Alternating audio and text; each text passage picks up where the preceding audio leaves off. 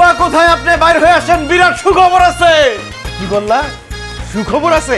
আমি মিষ্টি নিয়ে আসি। আরে খারাপ, কি সুখবর আছে এটা না শুনে আপনি মিষ্টি আনতে দৌড় দিচ্ছেন। আরে জানি তো, সুখবর আর কি হবে, আমার নাতি নাতনি হইতেছে, আমি দাদা হব। তা কি হবে, ছেলে না মেয়ে? নাতনি হইলে অবশ্য ভালো হয়। কোনো নাতি নাতনি আসতেছে না, আমাদের দুবাইয়ের ভিসা হয়ে গেছে, আমরা দুইজন 5 বছরের জন্য দুবাই যেতেছি। এইটা কোনো সুখবর হইল? এটা তো অত্যন্ত দুঃখের খবর আমার জন্য। তোমরা দুবাই চলে যাবো আমারে ফালাইয়া, এইটা হচ্ছে কষ্টের আর কি হইতে পারে? আব্বা আপনি কি কইতাছেন? আপনার জামাই কত চেষ্টার পরে ভিসা পাইছে, তাও আবার একলা পায় নাই, দুইজনে কাপল ভিসায় 5 বছরের জন্য বিদেশ যাইতাছি। আব্বা আমাদের জন্য দোয়া করে দেন যাতে 5 বছর আমরা দুবাই সুখে শান্তিতে থাকতে পারি।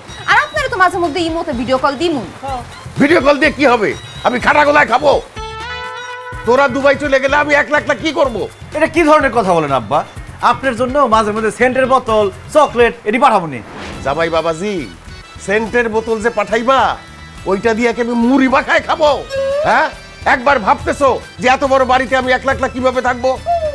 কত বছর হয়ে গেছে তোমার শাশুড়ি মারা গেছে, তোমরা চলে গেলে তো আমি আরো একলা হয়ে যাবো। ওহো, এটা কিন্তু ঠিক কইছে না, আপনার একলা রাখুন যাবো না, একটা কাজের পোলা ঠিক করে দিয়ে যাবো, আপনার সেবা যত্ন করবো। হ্যাঁ, আমার জন্য কাজের ছেলেই দেখো।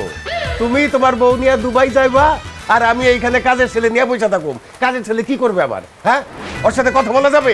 কয়েকদিন পরে তো চুরিধারি করে ভাইকে যাবে, তখন কি হবে?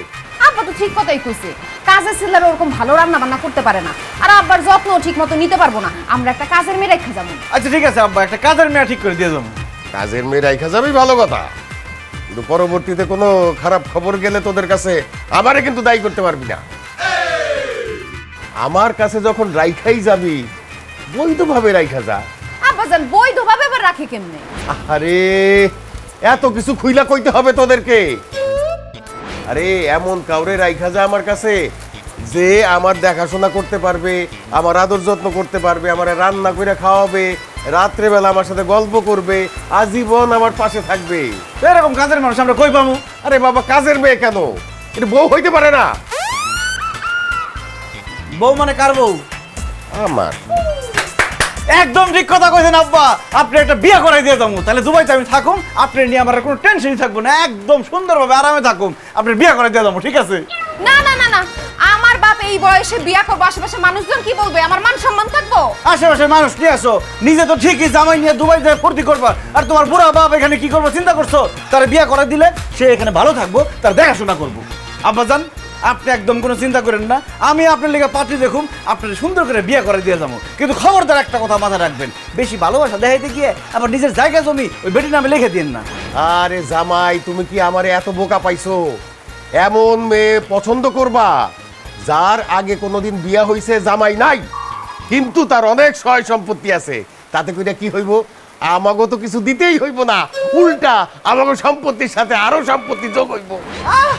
অসম্ভব, আমার বাপ বুড়া বয়সে বিয়ে করবো, এটা আমি মাইনা নিব না। তুমি চুপ করো, তুমি যাও ভিতরে যাও, এসবের মধ্যে তোমার আসতে হবে না। আব্বা আপনি কোনো চিন্তা করেন না, আমি আপনার বিয়ে করাবো।